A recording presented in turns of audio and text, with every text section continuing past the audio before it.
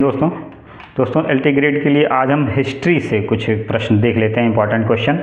और अभी तक ज्योग्राफी चल रही थी और धीरे धीरे हर सब्जेक्ट देखेंगे, हिस्ट्री, ज्योग्राफी, इकोनॉमिक्स और पॉलिटी। तो इसमें आज हम हिस्ट्री देख लेते हैं। हिस्ट्री में क्या देखेंगे, कुछ प्राचीन इतिहास से कुछ चीज़ें ले लेते हैं, कुछ इंपॉर्टेंट क्वेश्चन जो एग्ज़ाम में आ सकते हैं। तो आइए शुरू करते हैं। पहला क्वेश्चन है, खाद्यान्नों की कृषि सर्वप्रथम प्रारंभ हुई थी। तो ऑप्शन में है ए नवपाषाण काल, बी मध्यपाषाण काल, या सी पुरापाषाण काल, या डी प्रोटो ऐतिहासिक काल। तो इसका ऑप्शन सीधा सीधा ए सही हो जाएगा, क्योंकि जो सिंबल है, जो एक प्रकार से कहते हैं कि एक पहचान है कि नवपाषाण काल की, वो है कृषि है और पशुओं का पाला जाना, पालतू बनाना और मानव का अस्थायी निवास करना, ये सब कुछ इसके पहचान हैं नवपाषाण काल के। तो वो जाहिर सी बात है ऑप्शन ए हो जाएगा। और देखा जाए दोस्तों तो नवपाषाण जो है वो वर्ल्ड वाइड और भारत में थोड़ा अंतर माना जाता है समय के अनुसार। तो अगर पूरे विश्व के हिसाब से देखें तो नवपाषाण काल का शुरुआत लगभग 9000 ईस्वी पूर्व में हुआ था, और जबकि भारत के हिसाब से, भारत के लिहाज से देखें तो इसकी शुरुआत 4000 ईसा पूर्व माना जाता है। तो ये थोड़ा सा अंतर है नवपाषाण काल में। बाकी ऑप्शन में पुरापाषाण काल है, तो पुरापाषाण काल का जो समय पीरियड है वो लगभग 2.5 मिलियन ईयर एगो से शुरू होता है और लगभग ये आके 10,000 साल पहले ईसा पूर्व में मतलब तक चलता है, माना जाता है। और फिर इस काल में क्या था कि आग वाग का खोज हो गया था, बाकी चीज़ें ऐसे खाना बदोश की तरह ज़िंदगी चल रही थी, घुमंतू ज़िंदगी थी, यही सब था, लेकिन कोई ज़्यादा परिवर्तन नहीं हुआ था। मध्यकाल में भी कुछ वैसा ही चला, लेकिन नवपाषाण काल में आते आते ये कुछ चीज़ें हुई, जैसे कि कृषि करने लगे लोग, पालतू बनाने लगे और अस्थायी निवास करने लगे, ये सब नवपाषाण काल में हुआ। और ये ऑप्शन में दे रखा है प्रोटो ऐतिहासिक काल। तो ये प्रोटो ऐतिहासिक काल या प्रागैतिहासिक काल है, ये एक काल डिवीज़न का एक नया आधार है इतिहास लिखने के आधार पर, तो इतिहास समझने के आधार पर। तो कहा जाता है कि प्रोटो ऐतिहासिक काल वो काल है जिसमें इतिहास को लिखा जाना नहीं था, मतलब लिखा नहीं गया था, ना समझा गया था। उस इतिहास को समझने के लिए हम पुराने साक्ष्यों पे, जैसे वहाँ के भांड हो गए और चीज़ें हो गई, जो वस्तुएं हैं, उनके आधार पे हम उन चीज़ों को, इतिहास को समझ पाते हैं। तो वो प्रोटो ऐतिहासिक काल माना जाता है। और फिर जो ऐतिहासिक काल है वो कहा जाता है कि जब इतिहास शुरू हुआ था तब ऐतिहासिक काल माना जाता है। तो देखा जाए तो प्रागैतिहासिक काल को लगभग 20 लाख ईसा पूर्व से माना जाता है प्रागैतिहासिक काल, और 3000 ईसा पूर्व तक प्रागैतिहासिक काल चलता है। इसके बाद ये माना जाता है कि इतिहास का ज्ञान होने लगा और परिवर्तन होने लगे। और फिर देखा जाए तो ऐतिहासिक काल भी 3 भागों में बांटा जा सकता है, प्राचीन ऐतिहासिक काल, मध्य ऐतिहासिक काल और आधुनिक ऐतिहासिक काल। तो प्राचीन ऐतिहासिक काल 3000 ईसा पूर्व से 500 ईसा पूर्व, और फिर मध्य ऐतिहासिक काल जो है वो 500 ईसा पूर्व से लेके 1500 ईस्वी तक, और फिर आधुनिक जो है ये काल जो है ये आज तक ये है आधुनिक माना जाता है। तो ये सब डिवीज़न है, देख लीजिएगा, इम्पॉर्टेंट है।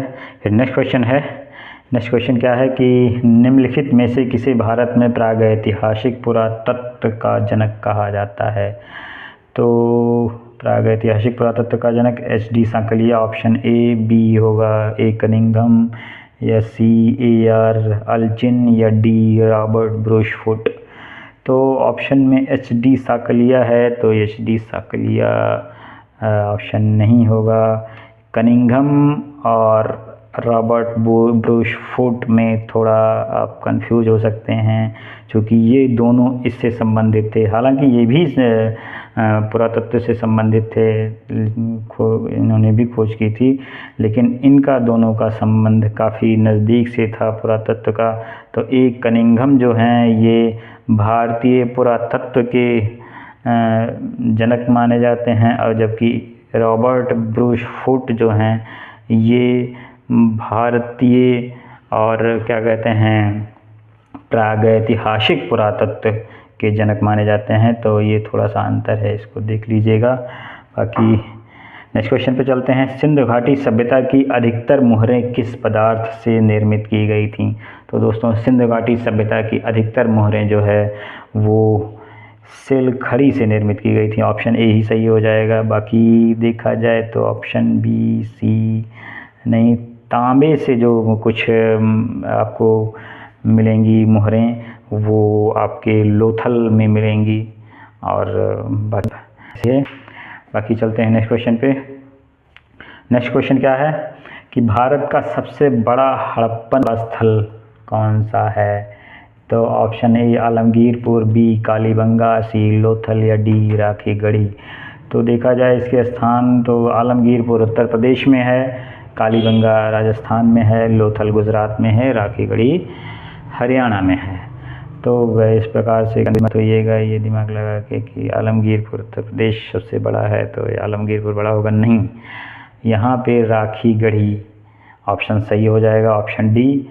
और आलमगीरपुर की विशेषता क्या है कि आलमगीरपुर यूपी में पाया जाता है, मेरठ ज़िले में ये है, और इसको कहा जाता है कि हड़प्पा सभ्यता का सबसे पूर्वी छोर है। और वैसे देखा जाए तो कालीबंगा की क्या विशेषता है, यहाँ जुते हुए खेत मिले हैं। ये माना जाता है कि 4000 ईसा पूर्व सबसे पहले कृषि के साक्ष्य यहीं से पाए गए हैं। लोथल में क्या है, लोथल में गोदीवाड़ा पाया गया है, जो डॉक यार्ड कहते हैं या शिप यार्ड कहते हैं, जो पाया गया है। और राखीगढ़ी, ये राखीगढ़ी ही है जो ये सबसे बड़ा हड़प्पन पुरास्थल है, मतलब साइज़ में देखा जाए सबसे बड़ा है। तो ये आपका चौथा डी हो जाएगा। फिर अगला क्वेश्चन चलते हैं, पांचवा क्वेश्चन। निम्नलिखित में से कौन सा एक हड़प्पा पुरास्थल हिंदकुश पर्वत श्रृंखला के उत्तर में स्थित है? तो इसका option A Chanhudaro, B Sutkagendor, D C Manda या डी शोरतुगई। तो चनहूदड़ो ये पाकिस्तान में है, पाकिस्तान में सिंध प्रांत के आसपास है। सुतकांगेडोर ये है, ये भी पाकिस्तान में है, और ये पाकिस्तान में आपका है ये समुद्र के पास, जो भी हाल ही में वो हुआ था, क्या कहते हैं, बलूचिस्तान के आसपास है ये सुतकांगेडोर। और ये है मांडा आपका ये इंडिया में है, और इंडिया में ये है, इसको कहा जाता है कि सबसे उत्तरी छोर है इसका, हड़प्पा सभ्यता का सबसे उत्तरी छोर वो है जम्मू कश्मीर में मांडा। और चौथा ऑप्शन शोरतुगई है, शोरतुगई ये भी है, ये शोरतुगई है क्या कहते हैं, लगभग ये है अफ़गानिस्तान के आसपास है। तो यही ऑप्शन सही होगा, ऑप्शन डी। और बाकी सब हिंदुकुश पर्वत श्रृंखला के दक्षिण में हैं, तो ये हो जाएगा। छठा क्वेश्चन चलते हैं, और ये आज का आखिरी क्वेश्चन भी करते हैं, ज़्यादा बड़ा वीडियो नहीं बनाएंगे, और फिर नेक्स्ट में देख लेंगे। और छठा क्वेश्चन क्या है, ऋग्वेद में यजुजन का अधिकतर किसके साथ युग्म बना है? तो ये ऋग्वेद के विषय में बहुत ज़्यादा डीप में नहीं पूछता है, लेकिन अब ऐसे क्वेश्चन आ गए हैं, तो इसका ऑप्शन अनु, दुर्हु, पुरु या तुर्वशु, ऑप्शन सी सही हो जाएगा, तुर्वशु। मैं थोड़ा ट्रिक लगाइए, ऐसे वशु आता है तो वशु यादव थे, यदुजन थे, तो ऐसे ट्रिक लगा के आप याद कर सकते हैं।